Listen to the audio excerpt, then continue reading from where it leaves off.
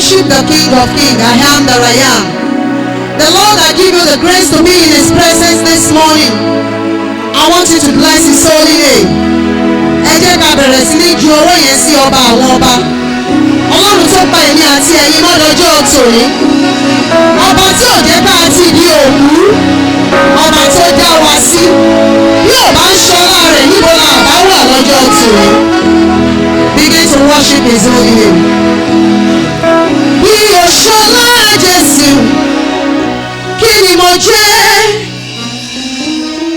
Bí o ṣọlá Jésù, ta ló mọ̀ mí o? Mo ń dúpẹ́ o Jésù, wípé mo ń jọlá rẹ̀. Mo ní bí o ṣọlá Jésù, kí ni mo jẹ́ mọ́? Bí o ṣọlá Jésù, ta ló mọ̀ mí o? Mo ń dúpẹ́ o Jésù, wípé mo ń jọlá rẹ̀. Bí mo bá ti kú, mo yí Ọlọ́run nípò padà. Àìkú mi, mo yí Ọlọ́run nípò padà. Nítorí pé mo wà wá, mo wá yọ̀. Bí mo bá ti kú sẹ́ẹ̀, bí mo bá ti kú, mo yí Ọlọ́run nípò padà. Àìkú mi, mo yí Ọlọ́run nípò padà. Torí pé mo wà wá, mo wá yọ̀. Àwa erùpẹ̀, àwa aláìlera, wọ́n lágbẹ́kẹ̀lé. Orí yóò dàgbà. Àánú rẹ̀ lọ́rùn, kò sí lédè òbí.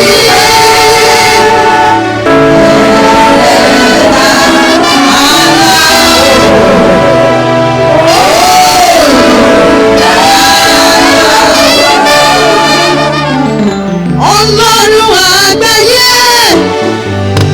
ìyìn ni forúkọ rẹ̀. Ìwọ la gbẹ́kẹ̀lé, láì má jẹ́ lójú tiwa. Bí kò ṣe pé òṣìṣẹ́ ṣe lásán ni.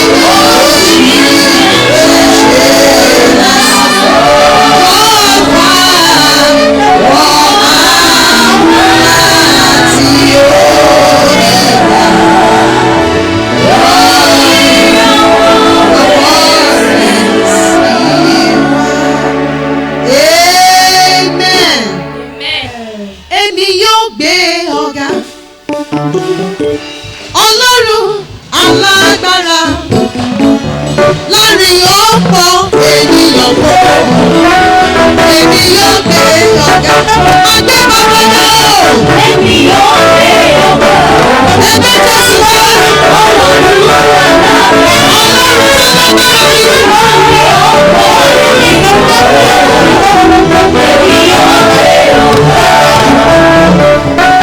Èmi yóò gbé ọ̀gá. Ọlọ́run alágbára láàrin ọ̀pọ̀ ènìyàn gbogbo. Èmi yóò gbé ọ̀gá. Má gbé Jésù rí náà.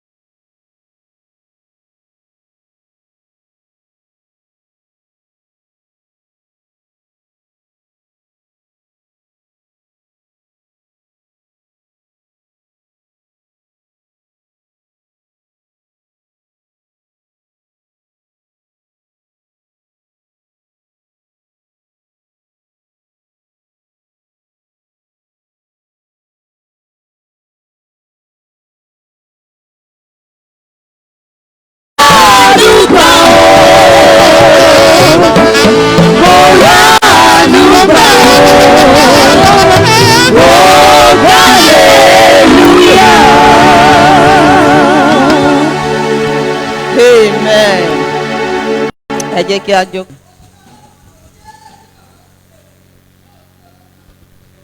Mú kí wa kú ọjọ́ ìsinmi tèmi. Lórúkọ Jésù, ọpẹ́ àti ìyìn wa yóò ṣe ìtẹ́wọ́gbà.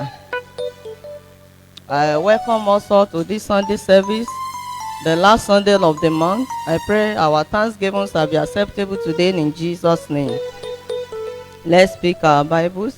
Let's open to First Book of Chronicles chapter 16, verses 22 to 36. First Book of Chronicles 16, 22 to 36.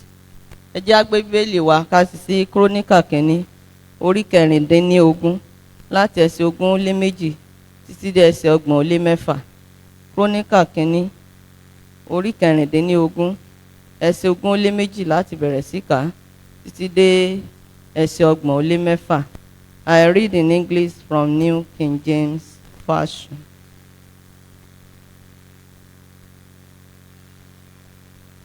Saying, do not touch my anointed ones, and do my prophets no harm.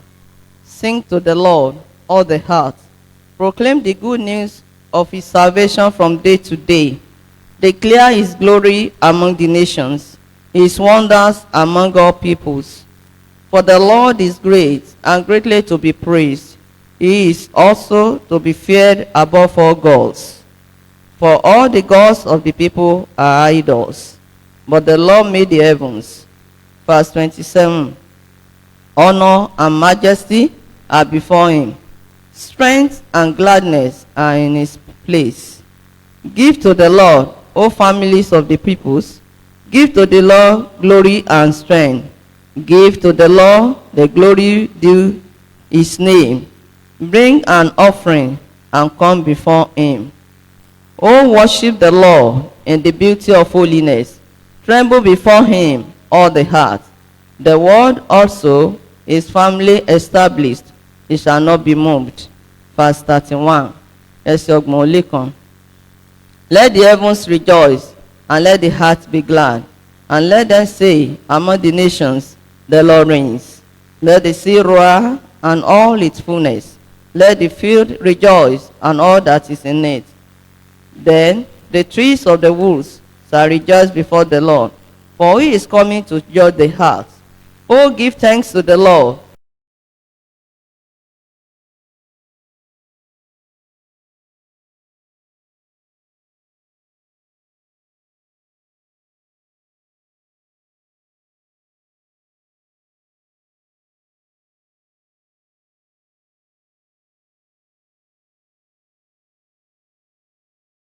Blessed be the Lord God of Israel, from everlasting to everlasting. And all the people say, Amen, and praise the Lord. This is where we shall stop. May our thanksgiving be acceptable in Jesus' name.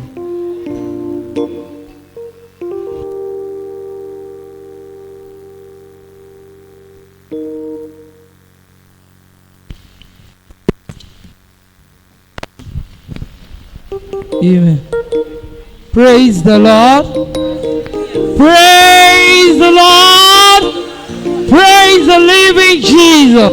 If you know that you are living, so begin to wave your hands to the King of Kings. Begin to wave your hands to the Lord of Lords. For the Lord counts you worthy to be among the living souls today. Begin to appreciate him. Amen.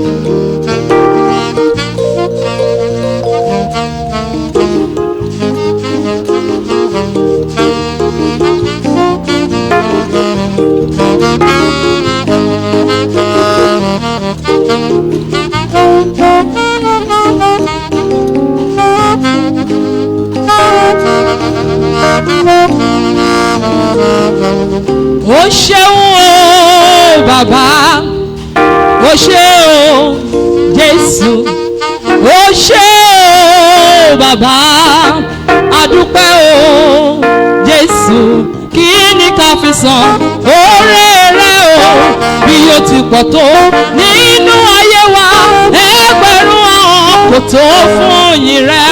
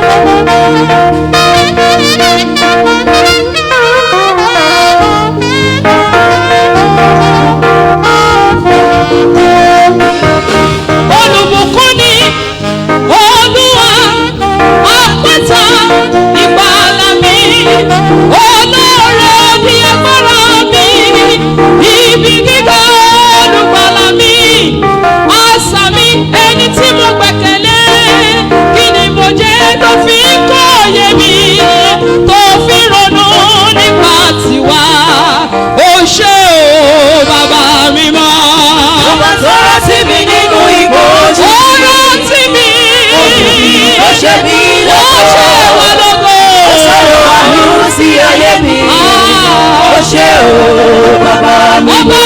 ọba tó rántí mi nínú ìpọ́njú mi. tó wò mí tó ṣe mí lógo. ó sọ̀rọ̀ àánú sí ayé mi. ó ṣé o bàbá mi mọ́.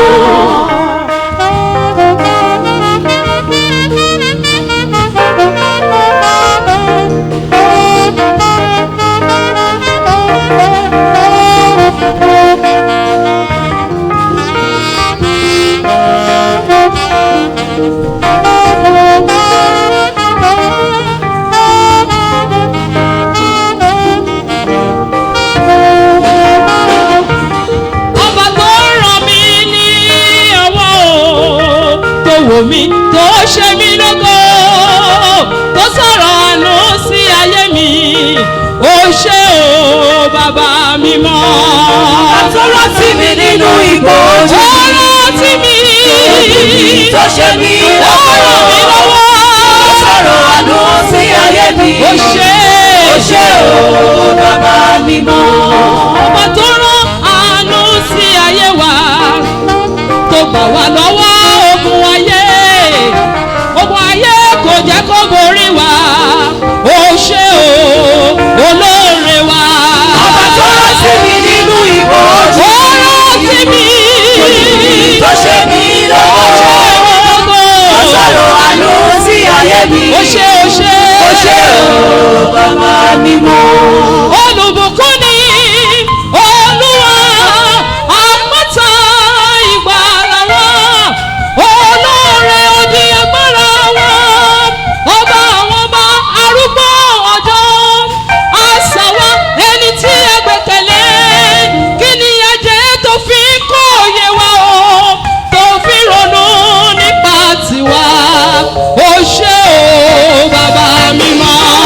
Ọba tó rántí mi nínú ìpọ́njú. Ó rántí mi. Tó ṣe mí lógo. Ó sọ̀rọ̀ àánú sí ayé mi. Ó ṣé o ṣé. Ó ṣé o bàbá mi mọ́. Èló ni bá san fún oore rẹ̀? Èló ni o, èló ni bá san fún àánú rẹ̀? Èló mi ò lè san. Èló ni bá san fún oore rẹ̀? Mi ò lè san bàbá. Èló ni o, Mi ò lè èló san. ni bá san fún àánú rẹ̀? Èló. Mi ò lè san. Èló ló bá san fún oore yìí? Èló ni o, èló ló bá san fún àánú o? Èló ò lè san. Èló ni bá san fún oore rẹ̀? Èló Èló ni o, èló fún àánú rẹ̀? èló Mi ò lè san. ó ní èló ni kì í san fún oore rẹ̀. Èló fún ààbò rẹ̀. Èló ni máa san fojú rere rẹ̀. Èló mi ò lè san. Èló ni bá san Èló arúgbó ọjọ́ mi ò lè san. Èló ni bá Ọkọ mi kò lè san o, èmi kan ò lè san bàbá. Èló ni ká san fún àánú rẹ̀? Èló ni o, èló ni ká san fún ààbò rẹ̀? Èló la ò lè san. fún oore rẹ̀? Ó lè san, ṣó lè san, ó lè san. Àánú. Mi ò lè san. Èló ló bá san fọjọ́ òní o, ó dá ọ sí, ó wà lálàáfíà. Èló ló bá san fún àánú rẹ̀? Èló ò lè san. Bá san fún oore rẹ̀? Èló ni o, Fún àánú rẹ̀? àánú èló. Mi ò lè san. Ọ̀pọ̀ ló ti kú o, wọ́n ti ṣègbé, ó dára jù wọ́n lọ. Ọ̀pọ̀ ló ti kú o, a ò rí mọ́. Èló ó lè sọ fún Olúwa. Èló ó lè rí.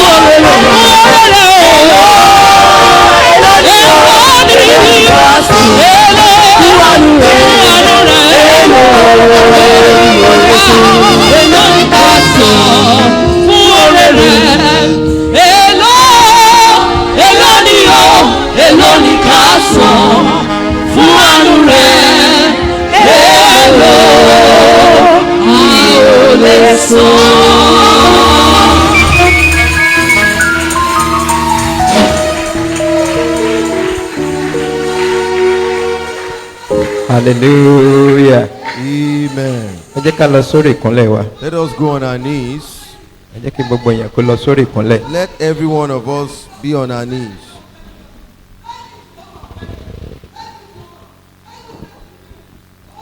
Ẹ jọ̀ọ́ kí gbogbo èèyàn kó pa lọ́lọ́. Please let there be silence. Jẹ́ ká díjú níbi tí a Your wà. eyes where you are.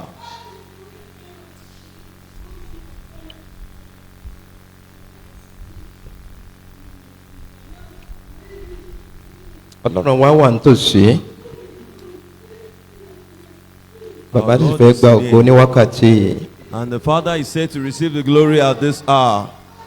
Gbogbo nǹkan tá a máa ṣe lónìí jù ó ní iyì. What we are going to do today the most is to praise the Lord. Ní ìdákẹ́rọ́rọ́ la fi máa ṣe.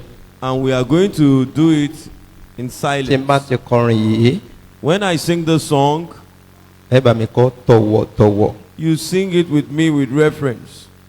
Bí àwọn ogun ọ̀run ṣe máa ń ṣe lọ́rọ̀. Just the same way the host of heaven will do in heaven. Jẹ́ ká bá búrúbúrú níwájú bàbá. Let us bow before the Father. We worship you, Lord. We worship you, Lord. We worship you, Lord. Yes, we worship you, Lord. You are God. We worship you, Lord. We worship you, Lord.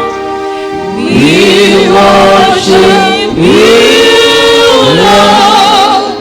Yes, we worship you, Lord. You are God. Nítorí pé bàbá wà nítòsí, Because the Father is near. yóò lè sọ́jọ́ tòní dọjọ́ ìkórè fún yín. And He would make this day a day of harvest for us. Níwájú Ọlọ́run, In the presence of the Lord, ẹ̀kúnrẹ́rẹ́ ayọ̀ ló máa ń wà bẹ́ẹ̀. there is usually fullness of joy. Ó dára láti bọ̀wọ̀ fún Ọlọ́run ní wákàtí yìí. It is good to honor the Lord at this hour. We worship you, Lord. We worship you, Lord.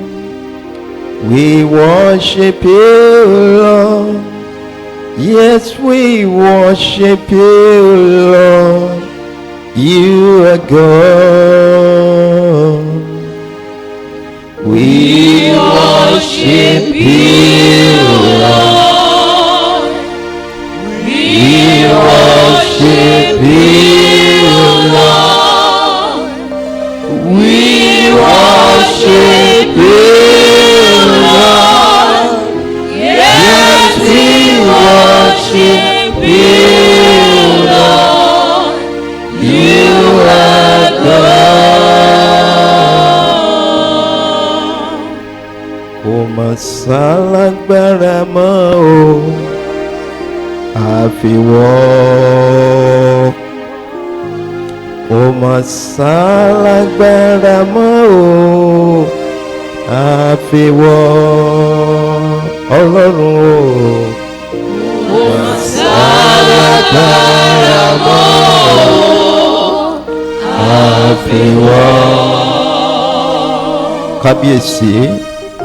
Kò mà sálágbára mọ́ o, àfiwọ́. Kò mà sálágbára mọ́ o,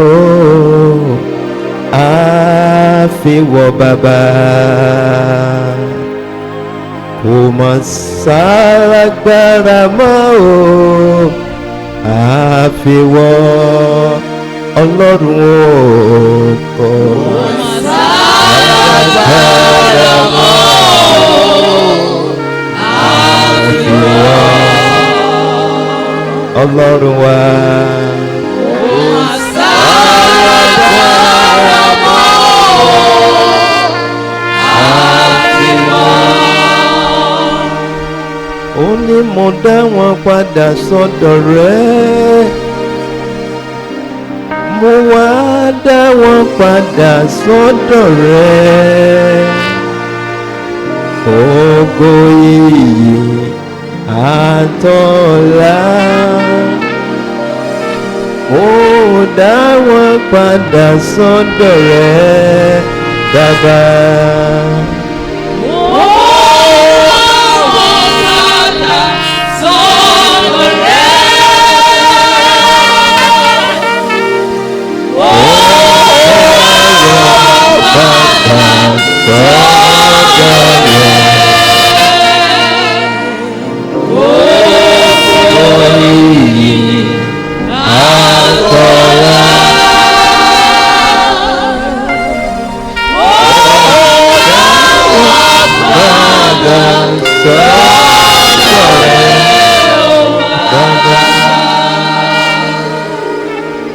Bàbá ẹ ṣé.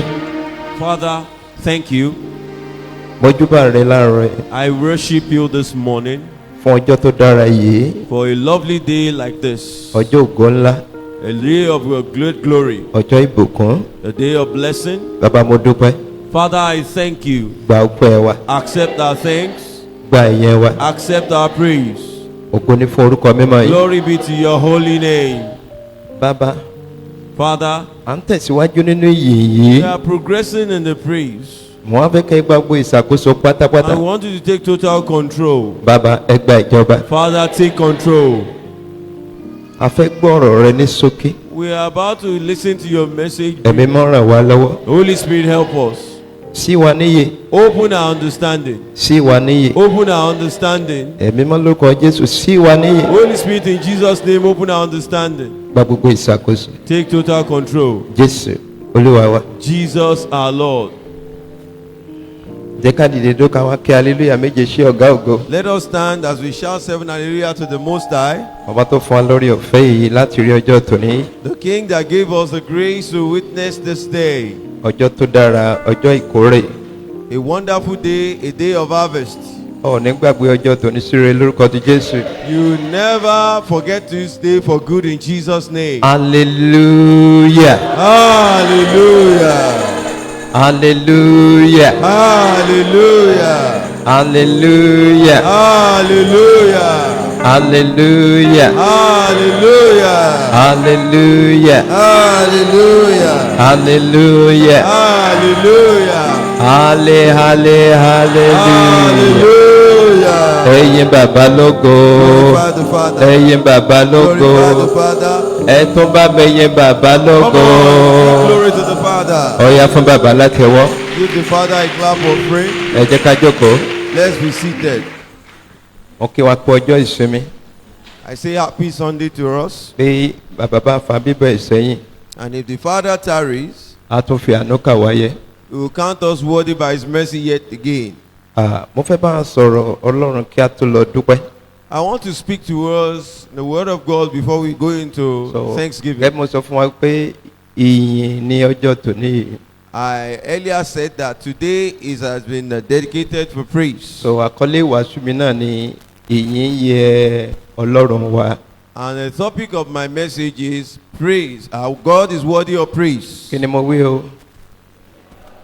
Ìyìn yẹ Ọlọ́run tiwa. Our God is worthy of praise. Ọkọ̀ yìí jẹ́ kí n wá wí báyìí pé Let me say it this way. ìyìn yẹ Ọlọ́run tèmi. My God is worthy of praise. Mi mọ̀ tiẹ̀ ṣá o. I do not know about Èmi you, o ìyìn yẹ Ọlọ́run but tèmi. for me, my God is worthy of praise. Ọ̀yá fún Jésù látẹ̀wọ́ kí n gbọ́ lẹ́ẹ̀kan sí. Amen. Amen. Now tá a bá wo Psalm 147. If you go with me to Psalm 147, Psalm 147 verse 1. Ẹ fi ìyìn fún Olúwa. Ó ní gbogbo ìyẹn tó wà níbí lónìí, ó ní ẹ fi ìyìn fún Olúwa. Nítorí ohun rere ni láti máa kọ orin ìyìn sí Ọlọ́run wa. Nítorí tí ó dùn, Nítorí tí ó dùn, ìyìn sì yẹ. ìyìn sì yẹ. Kí ló yẹ Ọlọ́run ní wákàtí? what is our God worthy of at this Ìwé hour? mọ́ tiẹ̀ sọ fún wa bẹ́ẹ̀ pé ohun rere ni láti kí ni o? láti máa yin ọlọ́run. The Holy Scripture even told us that it is a good thing to praise the tó mọ̀ Lord. pé tọ́mọ yẹn bá fẹ́ nǹkan rere kó máa ṣe kí ni o kó máa yin ọlọ́run. Meaning that for as many that desire a good thing, they should be ready to praise the ó Lord. ní ìyìn yẹ ẹ́. Said he is worthy of praise. à ń sọ pa èèyàn láàárọ̀ yìí.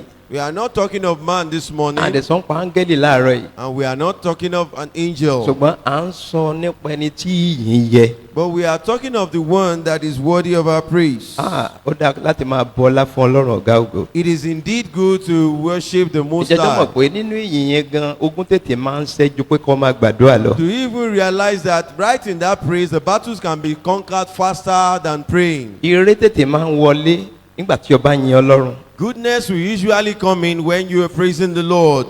àwọn tó máa àṣírí yìí wọn kì í fi ìyìn ọlọ́run ṣeré. And as many that know this secret, they will never take the praise of God for joke. wọ́n lè wà nínú ìyìn fún wákàtí mẹ́fà They can remain in praise for 6 hours, tí wọn ò dẹ̀ ní dákẹ́ and they will not be tí quiet, wọn ò dẹ̀ ní jáde. and they will not move from that spot. àṣírọ̀ mo sọ fún yín wákàtí mẹ́fà wọ́n sì yin ọlọ́run. That's the secret I just told you, that for 6 hours they can be tó praising mi the pé Lord. agbára ìyìn ó ti wọnú ayé wọn.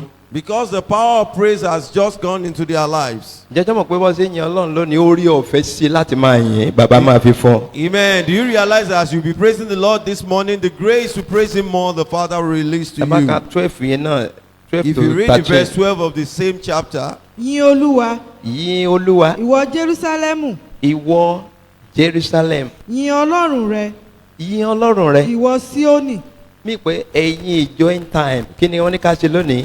meaning Ká that yin the Ọlọ́run. members of this church, what are we asked to do today? That we should praise the Lord. torí ohun tí a fi yin ọlọ́run pọ̀. Because we have several reasons to praise the Lord. ohun tó ṣe fún wa ṣe kí ni o ó ní agbára. All that He has done for us, they are quite powerful. tí a bá bẹ̀rẹ̀ sí kà á ní kọ̀ọ̀kan báyìí a mọ̀ pé ọlọ́run yìí ọlọ́run ìyìn ni. By the time we begin to number them one by one, we know that our God is worthy of praise. tí bá dẹ̀ béèrè lọ́wọ́ ẹnìkọ̀ọ̀kan wa báyìí pé kí lolúwa ṣe fún ọ ìwọ náà lè rí nǹkan kan wí ní wákàtí yìí. And if I begin to ask us one after the other that what has the Lord done for you, you will definitely have something to say. àfi ẹni tó bá fẹ́ jẹ́ abáramọ̀rẹ́ jẹ́. Except for those that want to be ingrate. ẹ jẹ́ ká wo nǹkan tí Dáfídì ṣe ń gbà tiẹ̀. Let us see what David did in his torí time. pé ẹni téèyàn ń kẹ́kọ̀ọ́ lára ẹ̀ ni. Because he's somebody that you can learn a lesson ó from. máa ń yin ọlọ́run dẹ̀ láìkí ẹ̀. He praises God and God loves him so ẹ much. jẹ́ ká wo First Chronicle chapter 29 10 to 13. Ìwé Chronicle kìíní orí kọkàndínlọ́gbọ̀n ẹsẹ̀ kẹwàá sí ìkọkànlá. Nítorí náà Dáfídì fi ìyìn fún Olúwa ní ojú gbogbo ìjọ. kí ni wọ́n ní Dáfídì ṣe o. Ó fi ìyìn fún Olúwa. ó fi ìyìn fún olúwa ní Then David praised the Lord níwájú gbogbo ìjọ in the presence of the whole church lákòókò tiẹ̀. in his own time. ó ní pé tẹ́nìkan bá jáde tó wá fẹ́ dúpẹ́ lọ́wọ́ ọlọ́run àwọn èèyàn sọ pé kí ló tó fẹ́ wí. And when some people come forward that they want to testify to the goodness of God, people will then begin to imagine what he's ẹnìkan about to péré say. ó dẹ̀ ń bọ̀ ó ní ẹ dákun mo fẹ́ dúpẹ́ lọ́wọ́ ọlọ́run mo fẹ́ yin ọlọ́run. And somebody that will just come to the front and say, please, I want to praise God and I want to thank him. ìfúnkẹ́ tó jókòó tó akànwó pé ó tó ti dé kí ló fẹ́ sọ láì dẹ̀ mọ̀ pé nǹkan ńlá lọ́lọ́run ṣe fún un. And for people that are seated, they might want to say that what does he have to say, not realizing that the Lord has done something great for him. gbogbo apáta tá a wà ń bí lónìí lọ́lọ́run ti ṣílẹ̀kùn ọpẹ́ àti ìyìn fún. For every one of us seated here, the Lord has opened the door of thanksgiving and praise for àbí us. tó bá kàn recognize. Except we fail to recognize this. so mo fẹ́ kọ́ wá mójútó ìyìn lónìí dáadáa ju And I- tàtẹ̀yìnwá lọ. And I want you to take care of your praise to God this day more than ever before. hallelujah. Amen. torí láàárọ̀ yìí o lè gbé apá rẹ àbí bẹ́ẹ̀ kọ́. Because this morning you are able to raise your hand, o lè gbé ẹsẹ̀ rẹ. you are able to lift your leg, o lè sọ̀rọ̀ jáde. you are able to speak, Hàn? ọpọlọ Isn't rí it? ọpọlọ rí ò dàrú. and your brain has not ojú rí malfunctioned. ò fọ́. Your eyes has not gone blind. àwọn tó ṣẹlẹ̀ sí i ni wọ́n máa ń dúpẹ́ dá torí pé wọ́n mọ nǹkan tí olúwa ṣe. For as many that realize this, they will thank God so well because they know what He has done. ibùn kan tẹ̀yìn tààrọ̀ bá ń lọ tó bá wọ́n á tún máa fi ti pé olúwa ọ̀ wá gbé mi náà dìde bọ́ ṣe gbé lágbájá dìde jẹ́ mi náà gbé tí ẹ̀ gbé mi dìde kémi náà lè dúpẹ́. So even when they see a cripple moving, they will say, Lord, raise me up so that I can thank you. torí ibi tí wọ́n lè sáré dé ara ò ṣe kí ni o kò lè sáré dé bẹ́ẹ̀. Because the extent to which you can run, A crippled person cannot. so màá sì débẹ̀ yẹn nígbà tá a sì kí ni tá a bá ń tẹ̀síwájú. I will get there as we progress. ẹ tẹ̀síwájú. olùbùkún ni ìwọ olúwa ọlọ́run ísírẹ́lì Ahán. bàbá wa láé àti láéláé bàbá wa láí àti láíláí Our bàbá wa Father nìyẹn o. forever and ever. eléyìí ṣe bàbá ti ara o. This is not the biological bàbá father, wa láí àti láíláí. but our Father forever and ever. oríire lọ sétọ́ nírú bàbá yìí. It's a privilege for you to have a father like this. bàbá láíláí. A father that will be forever. bàbá tó sọ ọ́ dọmọ. The father that has made you his own tí kìí child. ṣe pé kìí ṣe nípa agbára rẹ. And it is not by your own might. àìmọ́núrò ní ìjẹ́kéyìn lè yin ọlọ́run. It is because we cannot think deeply. That is why we fail to praise the Lord. even nǹkan tó bá lè ronú dáadáa ìgbà míì tó bá fẹ́ gbàdúrà wàá fi àdúrà yẹn sílẹ̀ kí lè wàá máa ṣe wàá bẹ̀rẹ̀ sí yin ọlọ́run. Even if you can really think deeply and you want to pray, you will leave that prayer first and you begin to praise God. bẹ́ẹ̀ ọmọ èèyàn mo wá ó ti pọ̀ jù olúwa fún mi olọ́lọ́run ń gbọ́ every time. But for man, we are always demanding for something, and that is what God hears all the a kì í time. dúpẹ́ tó ṣùgbọ́n a máa ń béèrè gan. We don't usually thank God enough, but we are fond of asking more. èmi máa yóò ràn wá lọ́wọ́. The Lord will help us. ẹ tẹ̀síwájú. tìrẹ olúwa ni títóbi tìrẹ olúwa ni títóbi àti agbára àti agbára àti ògo àti ògo àti ìṣẹ́gun àti ṣẹ́gun àti ọlá ńlá àti ọlá ńlá. nítorí ohun gbogbo lé ọ̀run àti ilé ayé tìrẹ ni. ohun gbogbo lọ́run àti nínú ayé títa ní o. Ti Ọlọ́run. tìrẹ ni For all olúwa. that is in heaven and earth is unto you. gbogbo ń tọ́ fojú rí àti ń tọ́ fojú rí. All that you can see and the ones you cannot see, ẹnìkan ṣoṣo ló kírètì gbogbo ẹ̀. our God has created them all. ẹnìkan ṣoṣo. Our God, gbogbo ń tà fojú rí àti ń tà fojú rí. all that we can see and the ones we cannot see, òun náà la fi wá fẹ́ dúpẹ́ lọ́wọ́ bàbá. and that is why we have come to thank the pé Father. bàbá ọmọ ṣe o Thank you, Father. àmọ̀ yẹn o. We praise tó you. tó bá ti dàkókò yìí dákan má jẹ́ kí nǹkan dé ọ lọ́wọ́ o So dákan. whenever we are in a time like this, you not allow anything Torí- to disturb you, a sì wájú ọba ayé. because we are not before the earthly king. àwọn wájú ọba àwọn ọba We are olúwa àwọn in the olúwa. presence of the King of So, Kings and Lord of gbogbo ẹ̀ Lords. gbọ́dọ̀ lọ ní tọ̀wọ̀tọ̀wọ̀ ní wákàtí. And we have to do everything with reference at this ẹ time. bá ń kan dé 13. ìjọba ni tìrẹ olúwa ìjọba ní tìrẹ olúwa. a sì gbé ọ lékè ní orí fún ohun gbogbo a gbé ọlọ́run wa lékè. ọrọ̀ pẹ̀lú àti ọlá ọ̀dọ̀ rẹ ní tiwa níbo ló ti ń wá o ọ̀dọ̀ ọlọ́run. mi ò gbọ́. Where does it come from? ọrọ̀ àti ọlá níbo ló ti ń wá. Riches and honor, where does it come from? ẹni tó bá wọ ọrọ̀ lọ síbòmí ó kàn ń tanra ẹ jẹ ní. Any other person that goes anywhere to seek for riches is only ibi tó deceiving wà lọ himself. yẹn ibi tí ó ṣekú pa láyé ń tiẹ̀ nìyẹn. Because that is what we eventually bring ọrọ̀ tí ò himself. bá ti tọ̀dọ̀ ọlọ́run wá ó máa ń ṣèyàn léṣe. So any riches that is not from God will be harmful to gbogbo tó o man. bá ń gbà lọ́dọ̀ ọlọ́run ó sì kí ni ọlọ́run máa ń tọ́jọ́ ju It is tó lọ only- gbà lọ́dọ̀ àwọn tó ń lọ. It is only those things that you're able to get from God that will last, but the ones that you have gotten from the other set of people will not last. yes. ìwọ sì jọba lórí ohun gbogbo ìwọ jọba lórí ohun gbogbo. lé ọwọ́ rẹ lé agbára àti ipá wà. ní ọwọ́ rẹ ní kí ni o agbára agbára àti ipá wà. In thy hand is greatness. bá ń pàtẹ́wọ́ fún bàbá. Put your hands together for the Father. amen. Amen. kò sẹ́nìkan tó lè dúró pé òun ló ní gbogbo ipá àti agbára. Yes. ta ni irú ẹni bẹ́ẹ̀. There's no such person that Ah. can stand and boast that he owns the pé power òun ló and ní might. gbogbo ipá àti agbára láyé. That he owns the power and might. Never. wàhálà débà nìyẹn o. Such a person will be in trouble. torí pé ó fẹ́ bọ́ sí ipò elédùnmarè. Because he wants to take the position of the Almighty. a wà níwájú ẹni tó ní gbogbo ipá àti agbára láàárọ̀ yìí. We are in the presence of the one that owns every power and might this morning. so that's why a gbọ́dọ̀ rẹ̀ wá sílẹ̀ pátápátá níwájú kábíyèsí láàárọ̀ That yìí. is why we have to humble ourselves completely before His Majesty this morning. ṣé ẹ ti kà tán. àti lé ọwọ́ rẹ ní sísọ ní di ńlá wà bẹ́ẹ̀ ni. àti fífi agbára fún ohun gbogbo. Ahán. ǹjẹ́ nísinsìnyí Yes. ọlọ́run wa àwa dúpẹ́ lọ́wọ́ rẹ a sì yin orúkọ ògo rẹ. yes àwa dúpẹ́ lọ́wọ́ rẹ̀ a sì kí ni o a sì yin orúkọ ògo rẹ̀. We thank Amen. you and we praise your glorious now name. ẹ jẹ́ kí n sọ díẹ̀ fún wa ìdí tó yẹ ká fi máa yin ọlọ́run. Let me share a few of the reasons why we need to praise the tá a Lord. bá bẹ̀rẹ̀ sí sọ láti wákàtí yìí títí di ọ̀sẹ̀ tí ó fi parí àní sọ́tán. If we begin to mention them from now till to the end of this week, we will not be able to exhaust it ṣùgbọ́n mo all. kàn fẹ́ sọ díẹ̀ so that I lè fi appreciate ohun tí bàbá ń ṣe nínú ayé wa. But I just want to share a few so that we can really appreciate what the Father has been doing in our lives. ìdí àkọ́kọ́ ni wípé The first reason is tó gbọ́dọ̀ fi yin kábíyèsí yìí. that you have to praise His Majesty. òun ló dá ayé àti ọ̀run. He is the creator of heaven and earth. olóṣèlú ni o ayé tá a wà nú ẹ̀ yìí The earth that we are in àti ọ̀run tó ti fojú rí. and the heaven that you are yet to experience. bàbá tá a fẹ́ yìn láàárọ̀ yìí òun The ló Father dá. we are about to praise this morning created it. tọ́ba dé kọ́ ka ẹ̀sáyà. When you get back home, you can read up the book of Isaiah. màá máa sọ fún wa torí àkókò mi fẹ́ ká lọ síbẹ̀ púpọ̀. I will just call the Bible verses because of our time so that we will not Isaiah take much of our time. 45 Isaiah 45 Ìwé Isaiah orí karùndínláàdọ́ta verse 7 ẹsẹ̀ kejì wà tó wà ká verse 18.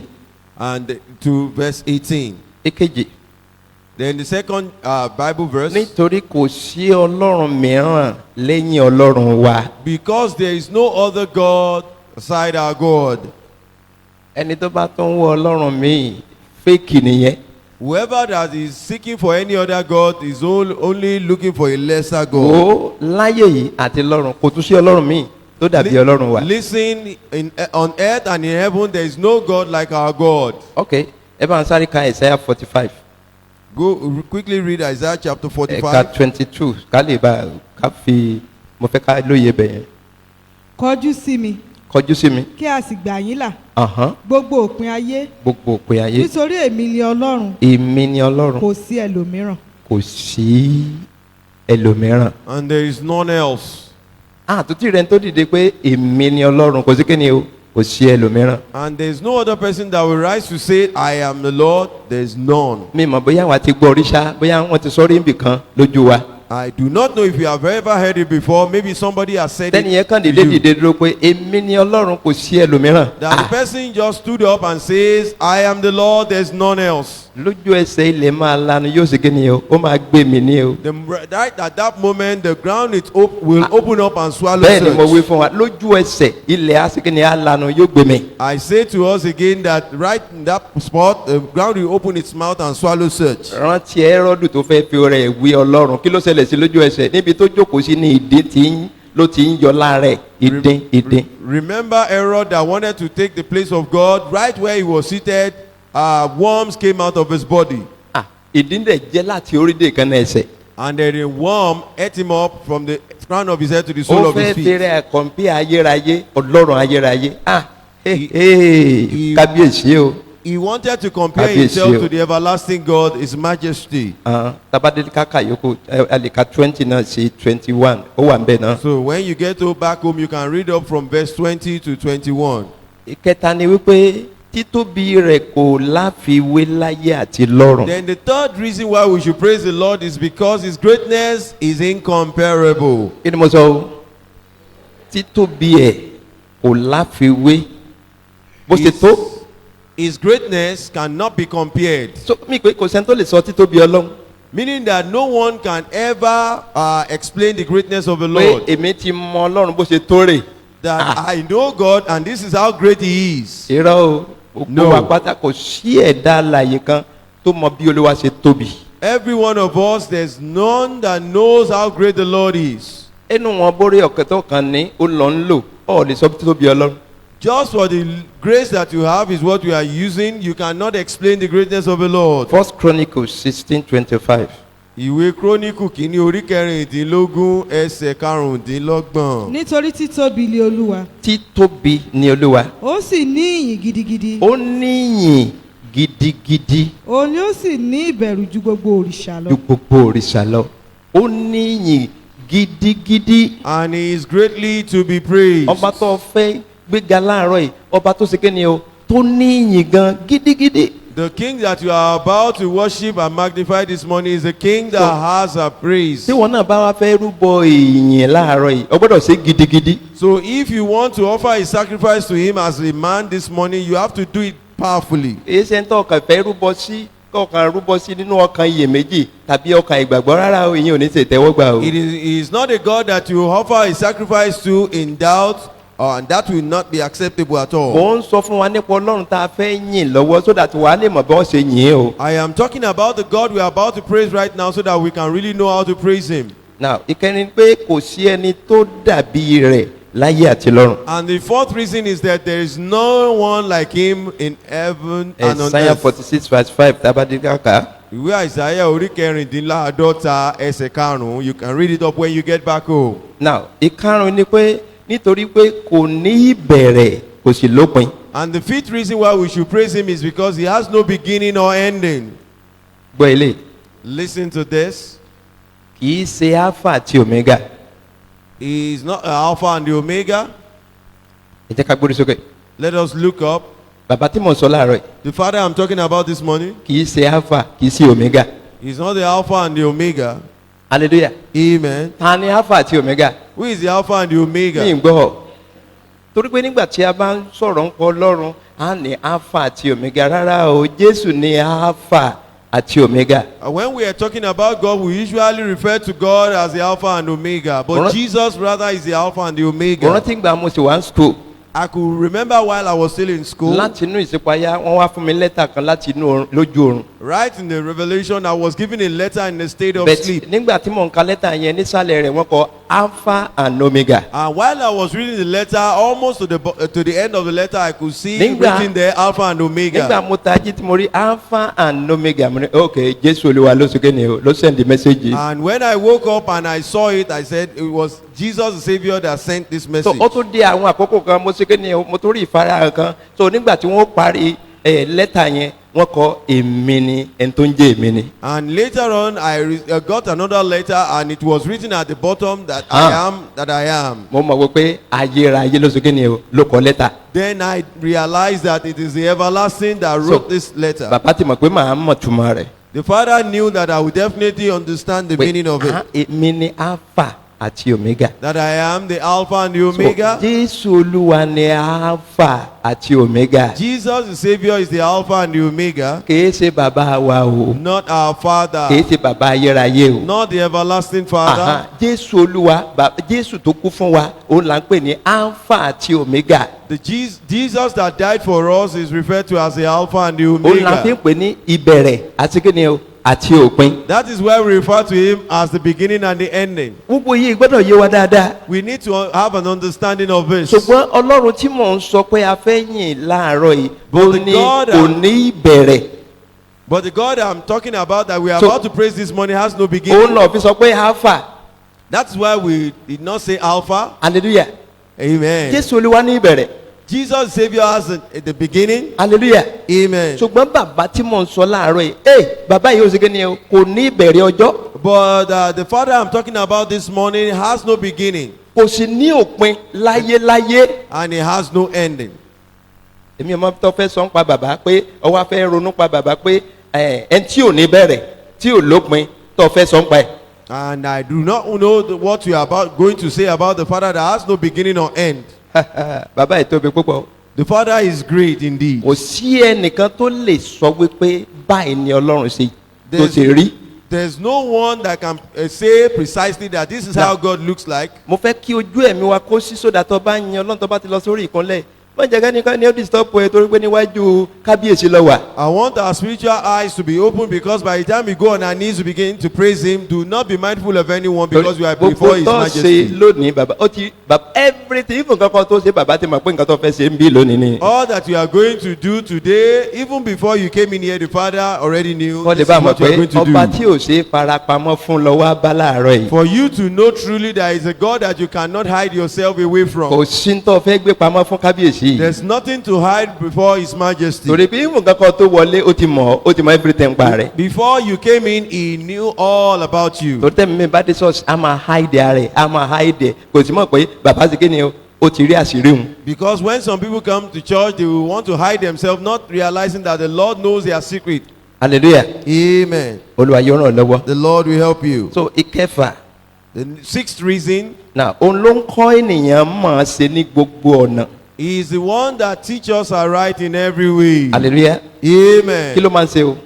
What does he ó do? máa ń kọ́yàn máa ṣe nínú gbogbo ọ̀nà bàbá yẹn ló máa ń kọ́yàn máa ṣe. He teaches us our rights in everything and in every way. sọ̀rọ̀ yìí bá ṣe jókòó yìí kó o mọ nǹkan kan ṣe o. Listen, as we are seated here, you do not know how to do anything. tó bá sọ pé ọmọ nǹkan ṣe ọ mọ̀ pé ọmọ nǹkan ṣe. If you want to claim that you know how to do certain things, you know that you do ohun not tó know. bá ṣe dáadáa bàbá ló ràn ọ́ lọ́wọ́ láti ṣe. Whatever you are able to do perfectly, the Father has helped you mo máa to sọ do fún wa it tó bá ń perfectly. ṣiṣẹ́ tó jèrè kọ́ mọ̀ pé ẹnìkan ló wà lẹ́yìn rẹ̀. I equally tell you that when you run a business and you make profit, somebody is gbogbo behind ohun tó ń it. ṣe perfectly bàbá ló ràn ọ́ lọ́wọ́. Whatever you are able to do perfectly, it is by the doing of the Father. àwọn ìjọba ti wá ṣègbéraga sí bàbá ọmọ wí pé ọmọ nǹkan kan ṣe mọ́. And anytime you want to be pride about over what you do, you know you cannot do anything torí on your pé own. olóma máa kọ́ ọmọ ṣe ní gbogbo tó bá ti fi lé lọ́wọ́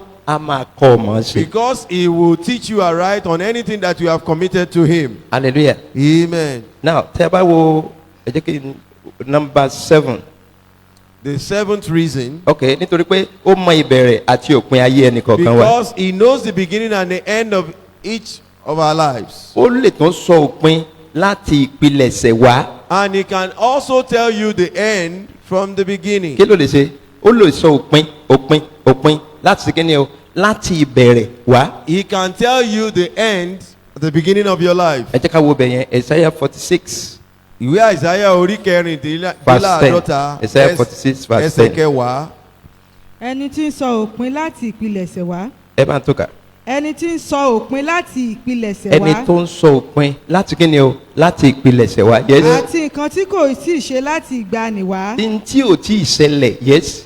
wípé ìmọ̀ yóò dúró èmi ó sì ṣe gbogbo ìfẹ́ mi. hallelujah. amen. òun nìkan ló lè ṣe gbogbo ìfẹ́ inú rẹ̀ pátápátá. He alone can do his own pleasure. bẹ́ẹ̀ni torí pé ó jókòó bàbá sọ pé olúwa jókòó sọ̀rọ̀ ó ṣe kí ni o ó sọ ohun tó wù ú. Because the Father is seated in heaven doing as he please. hallelujah.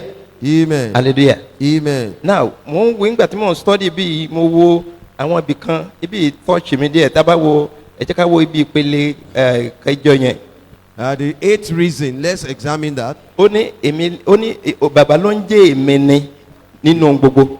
The Father is I am in all things. kí ni mo pe bàbá o èmi ni nínú ohun gbogbo. He is the I am in all things. now tẹ́ bá wo ìwé sódù yẹn. If you go with me to the book of Exodus, chapter 3 verse 10 mo fẹ́ ká farabalẹ̀ ká gbọ́ nǹkan tó wà bẹ́ẹ̀. orí kẹta ẹsẹ̀ kẹwàá. yes. nítorí náà wá nísinsìnyí. wá nísinsìnyí. èmi ó sì rán sí Fáráò. mo fẹ́ rán sí Fáráò máa gbọ́ o ìjọ kan wà tí wọn náà gbóhùn rẹ̀ eléyìí.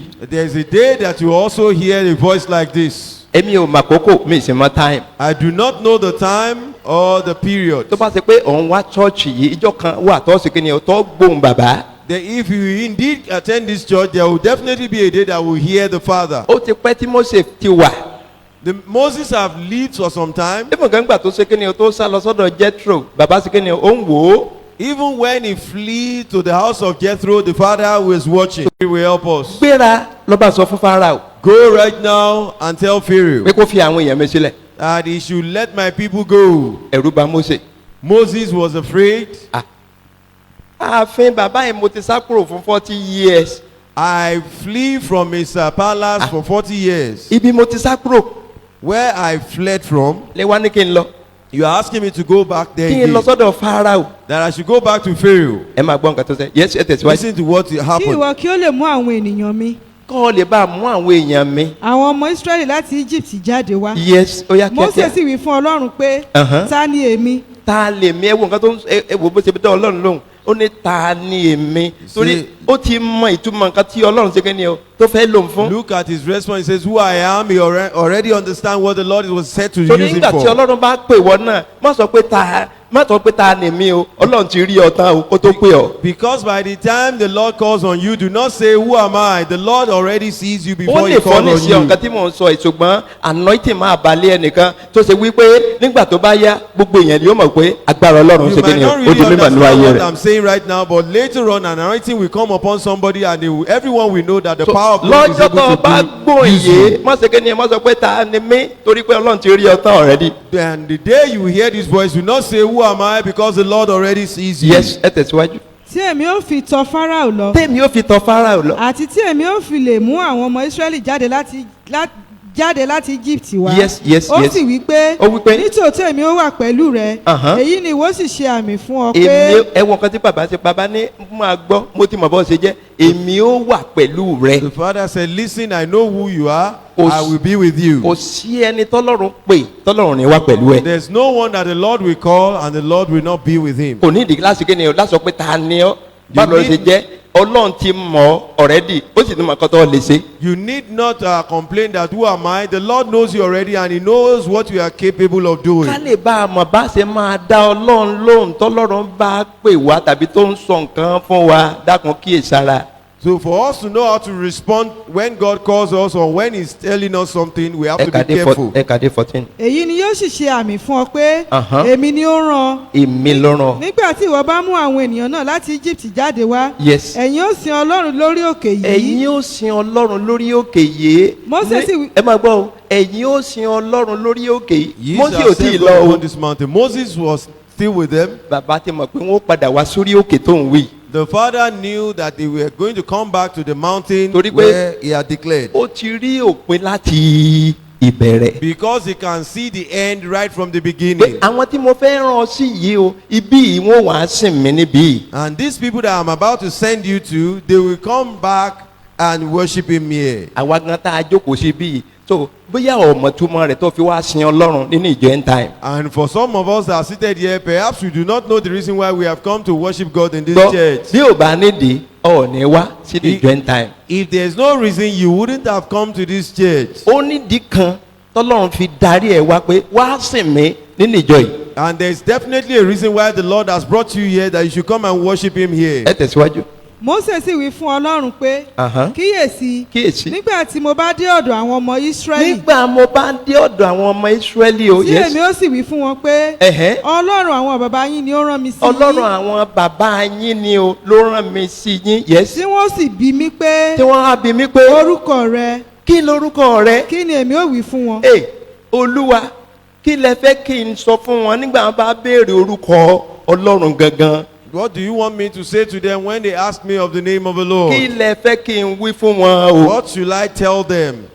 hello No, sir. hello ọ̀rọ̀ tí gbénu ọmọ èèyàn fọhùn. The word that dwells in man and speaks. gbogbo ọ̀rọ̀ tí Mósè ó sọ bàbá ti kó sí lára. All that Moses will declare when he gets there, the Lord has ṣùgbọ́n placed on him. ohun ò mọ̀ wípé kọ́lọ́n tó pè é ọlọ́run ṣe ó ti ṣe everything sínú ayé rẹ̀ ṣùgbọ́n kò rí. But before the Lord will call him, he never realized that the Lord has placed everything in him, but he Ó dà, wasn't aware. àwọn tó fẹ́ mo ti gbà báyìí àwọn tó fẹ́ rán mi sí yẹn máa bá pè tó bá sọ pé ta ló rán mi kí orúkọ wo ni kí n sọ fún wọn. And the people you are about to send me to, when I get there and they ask me that who is it that sent you, what should I tell them? ẹja gbọ́ orúkọ yẹn. Yes. Ọlọ́run sì wí fún Mósè pé ọlọ́run wá wí fún Mósè pé èmi ni ẹni tí ó wà èmi lẹni tó wà. ó sì wí pé Yes. báyìí ni kí o wí fún àwọn ọmọ Ísírẹ́lì pé Uh-huh. èmi ni Yes. ó rán mi sí yín. hallelujah. Amen. glory sókè. Can we look up? ọlọ́run tó ṣe kéde o tó wà. The Lord that being. bóyá o ti gbórúkọ ọlọ́run yẹn rí. Maybe you have not heard that name before. sọ fún wọn orúkọ torí pé orúkọ ọlọ́run pọ̀. Tell them, because they have several names of God. ṣùgbọ́n tó bá ti dáàrin wọn sọ pé èmi ni ọlọ́run tó wà.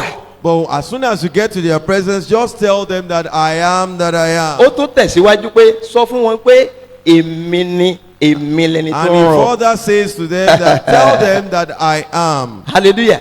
Amen. nígbà tẹ́nìkan bá kan ilẹ̀kùn When someone knocks on the wọ́n door, ní ta nìyá ní èmi ni o. when the people ask who is at the door, you say I am. dípò kó dárúkọ rẹ̀ á ní èmi ni sílẹ̀kùn fún mi. Instead of mentioning his name, you will tell them that I am. Open the door for lè me. bọ́ ọlọ́run jẹ́ orúkọ pọ̀. You cannot share the same name with bàbá God. ló ń jẹ́ èmi ni. It is the Father that is I tọ́ am. bá kan ilẹ̀kùn rẹ tẹ́nìkan sí kan tó wá pé èmi ni sọ pé kí lorúkọ rẹ o. And when anyone knocks on Yes. your door and says I am, Torí ask pé the person that what is your ìdí rẹ̀ ni name. pé ọmọ ọ̀rọ̀ ọlọ́run. The reason is because you know the word of the Lord. ẹjọ́ ta ló ń kan ilẹ̀kùn o. Please, who is knocking at my door. èmi olú ni o màá wá sílẹ̀kùn fún. It is I, Olu, then the door can be ṣùgbọ́n opened. tẹ́nìkan bá kanlẹ̀ pọ́n pé èmi ni má sílẹ̀kùn fún. And if anyone knocks on your door and said, I am, do not open the door. hallelujah. Amen. ọ lè má gba tèmi ṣá. You might not want to believe it. amen. Amen. ṣùgbọ́n ẹni tó kanlẹ̀kùn yẹn tó fẹ́ sílẹ̀kùn fún yẹn tó ń sọ ni pé òun ni ọlọ́run.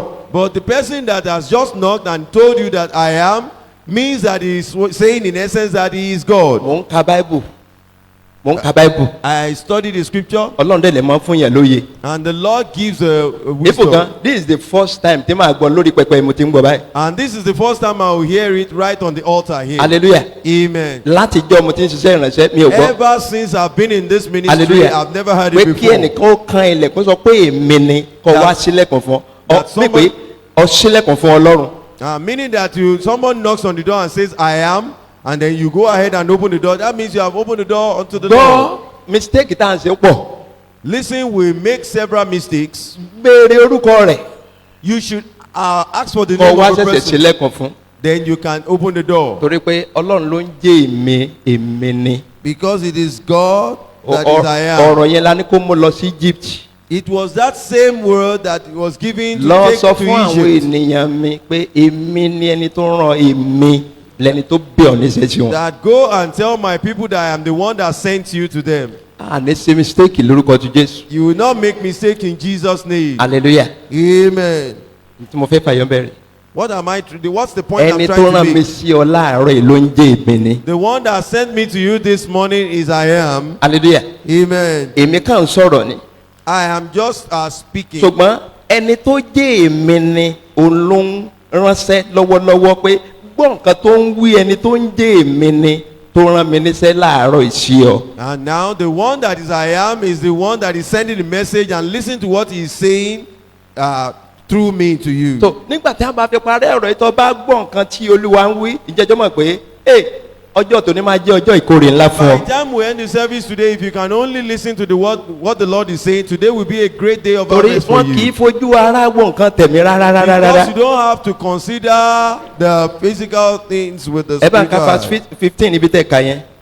ọlọ́run sì wí fún Mósè pẹ̀lú ọlọ́run wí pé fún Mósè pé báyìí ni kí ìwọ kí ó wí fún àwọn ọmọ wí Ísírẹ́lì fún àwọn ọmọ Ísírẹ́lì yes olúwa ọlọ́run bàbá yín olúwa ọlọ́run bàbá yín ọlọ́run Ábúráhámù ọlọ́run Abraham ọlọ́run Ísákì Ísákì àti ọlọ́run Jákọ́bù ọlọ́run Jacob ni ó rán mi sí yín òun ló rán mi sí yín o. èyí ni orúkọ mi títí láé èyí lorúkọ mi títí kíni o Títí títí láé Here is my name forever. ọlọ́run títí The láé. God that will be forever. bó ṣe wà láàrin àwọn ọmọ Ísírẹ́lì ó wà láàrin wa báyìí ọlọ́run kíni o ọlọ́run títí Just as he láé. was in the midst of the children of Israel, he is also in our midst this morning. He is So- a God that will be bọ́ọ̀ forever. lè bá a mọ̀ bọ́ ṣe àbí àtiwájú ọlọ́run títí láàyè o. For you to know how to appear before the God that lives forever. kì í sọ ọlọ́run bẹ́ẹ̀ bẹ́ẹ̀ bẹ́ẹ̀ o. He's not just anyhow kì í God. sọ ọlọ́run tẹ́yìn ká lè fi ṣe kíni o ó kàn fi ta yín bó ṣe wù ó ó léwu púpọ̀ o. He's not a God that you can take for granted. He can be quite dangerous. bẹ́ẹ̀ Mósè tún ṣe kíni o ó sọ nǹkan kan lẹ́yìn ìgbà tí olúwa ti bá a sọ̀rọ̀ yìí. And Moses further said something right after the Lord had told him. torí mi rò pé ó ti agree pátápátá. Because I never thought he had agreed with what the Lord ẹ jẹ́ ká wo said. ìwé sódì yẹn orí kẹrin Go to the book of Exodus chapter 4. 10 to 12. Mósè sì wí fún olúwa pé Mósè wá wí fún olúwa pé olúwa olúwa èmi kì í ṣe ẹni ọ̀rọ̀ sísọ ní ẹ máa ìgbà gbọ́ àtijọ́ nígbà tó wa tọ̀ ń tẹ́ bá a sọ̀rọ̀ tán nìyẹn o. After the Lord had spoken to him, èmi kì í ṣe ẹni ọ̀rọ̀ sísọ ní ìgbà àtijọ́ pé wa òun ò lè sọ̀rọ̀ dáadáa. tàbí that láti is not eloquent. yes. tàbí láti ìgbà tí o ti ń bá ìránṣẹ́ rẹ sọ̀rọ̀ ẹ̀hẹ́n ṣùgbọ́n olóhùn wíwo ni mí ẹ̀ àti aláhàn wúwo olúwa hello Hello, sir. kí ni Mósè ń sọ bẹ́ẹ̀. What was Moses' complaint there? ó ń sọ weakness ẹ̀ fún ọ ọlọ́run. He was telling God his weakness. nígbà tọ́lọ́run bá pè ọ́ kí ni ìwọ náà ń sọ níwájú kábíyèsí. Now, when the Lord calls you, what do you say before His Majesty? ẹlòmíín tí ò jẹ́ ọsàn ọlọ́run dáadáa oníbi tó wíìkì sí pé ọlọ́run ó rà ń gbé mi ò lè jíṣẹ́ yẹn o. And then why the complaint some people give sometimes when God calls on them is that it's as if I cannot do that work. ẹni tó fẹ́ rán mi sí alágbára èèyàn nígbà tí bá wá ń ká ló lò wájú rẹ̀ ṣé ó yé wàá gbọ́ nǹkan tẹ́mi ń wí. The person you are about to send me to is a powerful one, Ah. and by the time I get to his presence and begin to stammer, Oh, will no. he hear what I'm saying? olófin sọ fún bàbá pé bàbá rárá o akálòlù ni mí mo mọ̀ pé sẹ́tẹ̀ fẹ́ràn mi lágbára ṣùgbọ́n mi ò lè sọ̀rọ̀ dáadáa torí pé tó bá torí pé ó ti gbé ààfin Fáráò rí ó ti mọ Fáráò bó ṣe kí ni o bí wọ́n ṣe ń approach Fáráò pé kóun wá máa kálòlù níwájú Fáráò rárá ó wá sọ fọlọ́n pé rárá. And he told the Lord that he's not eloquent, that if he gets to the presence of Pharaoh, can he just get there and begin to stammer? That no, he shouldn't do that. ẹ tẹ̀síwájú. olúwa sì wí fún pé olúwa wa tún sọ pé ta ni ó dá ẹnu ènìyàn ta ló dá ẹnu ènìyàn ta ló dá ẹnu Who ènìyàn hath made the man's mouth? gbogbo ẹnu tó wà ń bì ta ló dá. All the mouth that we have here, who made it? hallelujah. Amen. ẹnu ẹlòmíì ṣe kíni o ó lè ṣe kíni o ó lè straight. Some people's mouth can be straight, ẹfun kan ẹlòmíì ṣe kíni o ó lè wọ díẹ̀. and some people's mouth might be a little bent. bó bá ti wù kẹ́nu ẹ ṣe jẹ́ ta ló dá. Well, ọlọ́run ọ̀gá ògo. however your mouth is, who created it is the Lord Most High. èsì tọ́lọ́run fi fún Mósè ni. And that was God's response to Moses. èmi mo dá ẹnu rẹ. That I made thy mouth, mo mọ̀ pé ó lè sọ̀rọ̀ dáadáa kí n tó fẹ́ ránṣẹ́. and I know you are not eloquent before I will choose to send you. àwa tá a to máa ń Pharaoh. complain nígbà tọ́lọ́run bá fẹ́ ṣe nǹkan nínú ayé wa. For some of us that we usually complain when the Lord is said to do something in ẹ our life. tẹ̀síwájú. tàbí ta ni ó dá odi ta ló dá odi. Who make the dumb? bàbá bí léèrè pé ta ló dá odi o. The father asked him that who made the dumb? ẹ tẹ̀síwájú. tàbí adití ta ló dá adití. tàbí aríran ta ló dá aríran. tàbí afọ́jú ta ló dá afọ́jú. èmi olúwa akọ́. ó ti parí.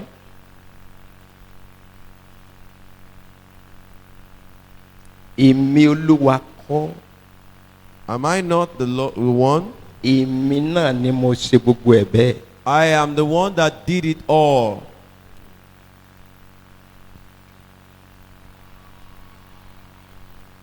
rántí afọ́jú tí ò ríran láti inú ìyá rẹ̀. Remember the blind man that could not see right from his mother's womb. tí gbogbo èèyàn ń complain wípé ó dàbí ẹni pé àwọn òbí ẹ̀ ló ṣẹ̀ ó dàbí ẹni pé kinní kan ló ṣẹlẹ̀ sí ó dàbí ẹni pé ọmọ ẹ̀ ló ṣe nǹkan kan ṣùgbọ́n nígbà tí Jésù Olúwo dáhùn kí ni èsì tí bàbá fi fún. And everyone complained that it's as if the parent might have sinned or the child has sinned. But when Jesus will respond, what was his response? Jésù Olúwa sọ pé rárá àwọn òbí ẹ̀ kò dẹ́ṣẹ̀. Jesus, the Savior, said, no, the parent never sinned. òun gan rárá kì í sóhun kò sí nǹkan kan tó ṣe. And for him also, he had not committed kì í any ṣe sin. nítorí ẹ̀ṣẹ̀ lélẹ́yìí. This never happened because of a sin. ṣùgbọ́n Ọlọ́run ló dá bẹ́ẹ̀ pé ó lóun fẹ́ fi ògo òun hàn. But the Lord created him like that so that he can manifest his glory. pé ọjọ́ kan bọ̀ tó máa fògo hàn lórí ọmọ yìí o. That there will definitely be a day that will show forth his glory over this child. ọba tó dá arọ ó wà ń bì. The king that created the crippled is right ọba here. tó dá afọ́jú ó wà The nítòsí. king that created the blind is right here. ọba tó dá adití ó wà The nítòsí. king that created the dumb is right here. ẹnìbí ọba tó dá The deaf. gbogbo ènìyàn ó ṣe kí ni ó wà nítòsí The king lọ́wọ́lọ́wọ́. that created everyone is right here at the ẹ moment. bá ń pàtẹ́wọ́ fún bàbá náà. Put your hands together for the Father. amen. Amen. so now ìpele kẹwàá ni pé ó lágbára láti mú ìlérí ọjọ́ pípẹ́ ṣẹ. Then the 10th reason is just that he is powerful enough to fulfill the age-long promises. ìlérí kí ni mo pè é o ìlérí ọjọ́ pípẹ́. The age-long promises. ní pé nígbà tó bá yìn ní wákàtí yìí. Meaning that by the time we begin to praise him right now, àwọn ìlérí kan wà tó ti pẹ́ nínú ayé rẹ̀. there are some promises that have lasted for so long. bó bá ṣe ìyẹn tọkàntọkàn. And by the time we begin to praise him àwa wholeheartedly, máa mú àwọn ìlérí yẹn ṣe ń kọ̀ọ̀kan. then those promises will come to fulfillment one after the tó other. bá ṣe pé wọ́n ní shout hallelujah. If you are the one, shout hallelujah. Isaiah 46 verse 11 tó bá dé kọlọ́ka. You can read up Isaiah 46 verse 11 when you get back home. now ló ní òye rẹ̀ kò lópin. His understanding has no end. bàbá tí gbogbo wa báyìí òye rẹ̀ ò ṣe kí ni kò lópin. The Father that we all have come to meet, his understanding has no ní end. pé kò sẹ́ni tó lè rí di òye rẹ̀. Meaning that there's no one that can ever have an understanding. nípa tó yé About him. ó ní agbára púpọ̀. Concerning understanding, he is quite powerful. Psalm 147 verse 5. Psalm 147 verse 5. olúwa wa tóbi olúwa wa tóbi. àti alágbára ńlá Yes. òye rẹ̀ kò ní òpin. Aha. Òye rẹ̀ kò ní òpin. His understanding is endless. So sọmọ pé òye tiwa ò tó nǹkan kan abẹ́kọ̀. You know our own understanding amount is so few. Bàbá tá a wá báyìí òye rẹ̀ sí kí ni o? Ó tóbi kò lópin. Ó pọ̀. But the Father we have come to meet, his understanding is so great and it is endless. Wọ́n ti bá mi pé bàbá ti rí ọ tán torí pé òye rẹ̀ sí kí ni o? Ó lágbára. For you to realize that the Father knows everything about you because his understanding is endless. Now ìkejìlá ni pé ìwà mímọ́ rẹ̀ kò ṣeé fẹnu sọ rárá. And the 12th reason is because his holiness cannot be explained at all. Kí ni mo pè é? Ìwà mímọ́ Ọlọ́run kò sí kí ni o? Kò ṣeé fẹnu sọ. His holiness cannot be explained. Ó sọ pé nínú ìwà mímọ́. He is so perfect in holiness. Now ó ní ògo rẹ̀ kò sí kí ni o? Kò láfiwé rárá. He says his glory is incomparable. Kí ni mo wí? Ògo bàbá yìí kò sí kí ni o? Kò láfiwé. The glory of the Father is incomparable. Sọ ma pé òòrùn lógo, òṣùpá lógo, àbí ẹ̀kọ́? You know the sun has its own glory, the moon Flower has its own lógo. glory. The Gbogbo flowers àwọn tá a have glory. jókòó láàárọ̀ yìí, ògo wà lára wa. Each one of us seated here, we have our own glory. Ṣùgbọ́n ògo bàbá yìí kò sí kí ni o? Kò lópin. But the glory of the Father has no end. So ògo ńlá ni ògo ti Olúwa. The glory of the Father is a great glory. Now tó bá wu bàbá, If the Father chooses, ó lè ṣí ọkàn èèyàn lé. he can harden the heart of man. Òun lọ lọ́rùn. He is God. Tó bá wu bàbá, á ṣí ọkàn èèyàn lé. If he chooses, he can harden a man's heart. Ó sì lè mú kí ọkàn kó sí kí ni o? Kó yí padà. And he can also make a man's heart to be transformed. Òun náà ni Ọlọ́run. He is a God. Ó máa ń rẹ́ èèyàn sílẹ̀, ó sì sí kí ni o? Ó tó lè gbé èèyàn sókè. He can bring people low and he can lift them up. So tó bá délé kọ lọ́kà First Samuel chapter 2 verse 6. When you get to him, you can read 1 Samuel chapter 2 verse 6. Now ó pọ̀ ní ojú rere àti àánú. He is plenteous in favor and mercy. So Psalm 103 verse 8. Psalm 103 verse 8. So tó bá délé kọ tó kà yẹn náà. You can also read that. So ó pọ̀ ní ojú rere àti àánú. He is plenteous in favor and mercy. Àánú rẹ̀ tóbi gan-an. His mercy is so great, Kò ló ń kà. it cannot be explained. Ó ní pé rìpẹ́tẹ́ nìkan bá sẹ̀ ní ti tó bá bẹ̀rẹ̀ sí Olúwa ṣàánú bàbá sọ pé okay mo ti ṣàánú fún ọ. And that's why when anyone commits any sin and he goes to the Father that have mercy, the Lord will have mercy on him. Ẹni tó ti fẹ́ run gbogbo èèyàn tán tó bá dèdè iwájú Ọlọ́run tó bá kúnlẹ̀ pé bàbá jọ dáríjì mi bàbá ṣe kéde o ti dáríjì hàn bàbá ti gbàgbé gbogbo For tó the ṣe. person that has killed several people and he gets to the presence of the Father and say, Father, have mercy on me and forgive me, the Father will do. Mo kàn gbàdúrà pé ayé ò ní rí ọ̀pá lórúkọ ti Jésù. I just pray that the wicked one will not succeed in killing you in Jesus' name. Nítorí pé ó ń fi orí ọ̀fẹ́ rẹ̀ pa wá mọ́ a gbọ́dọ̀ yìn ín ní wákàtí yìí. Because he keeps us by his grace, we have to praise him at this hour. So ó mọ ohun gbogbo.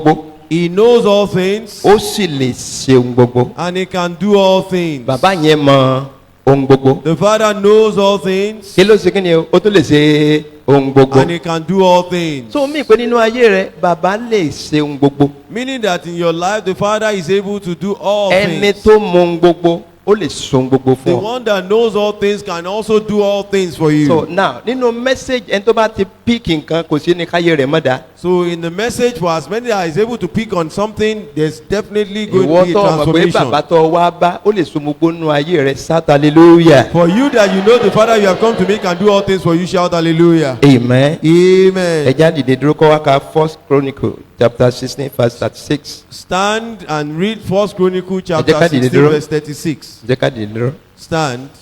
Jẹ́ kí gbogbo ka First Chronicle Let's all 16 read up 36. 1 Chronicles 16 to 6. Ọ̀yá mò ń gbọ́ o. Ẹ bá ń kà sókè. olùbùkún ni olúwa ọlọ́run ísírẹ́lì. Olùbùkún ni olúwa ọlọ́run Olúwa ísírẹ́lì. Ọlọ́run kí ni o? ísírẹ́lì. Israeli yes. láé àti láéláé. Láé àti láéláé. gbogbo àwọn ènìyàn sì wí pé. Wọ́n wí pé àmín. àmín ẹ sọ pé Wọ́n sì wí. àmín.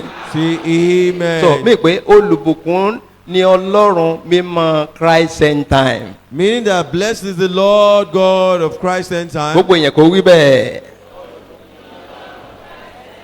Wí bẹ́ẹ̀ lẹ́ẹ̀kan sí i. ó yá fi ìgboyà wí lẹ́ẹ̀kan sí o. Blessed is the God, Lord God of End Time Church. ní láí àti láíláí kí Forever gbogbo and ìjọ kó ever. ṣe àmín. And the whole church say ẹ ṣe àmì amen. yẹn dáadáa. ọ ṣé ọwọ́ mọ̀ pé bàbá máa sọ́ọ̀fù pọ́blẹ́mù ẹ báyìí. Do you now know that the Father will solve your problems? now èèyàn máa ń gbàdúrà láti kan ilẹ̀kùn ọ̀run.